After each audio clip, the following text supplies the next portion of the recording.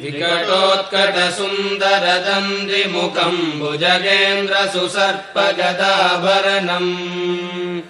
गजनीलगजेन्द्रगणाधिपतिम् प्रणतोऽस्मि विनायकहस्तिमुखम् सुरसुरगणपतिसुन्दरकेशम् ऋषिगणपतियज्ञसमानम् भव भव गणपति पद्मशरीरम् जय जय गणपति दिव्य नमस्ते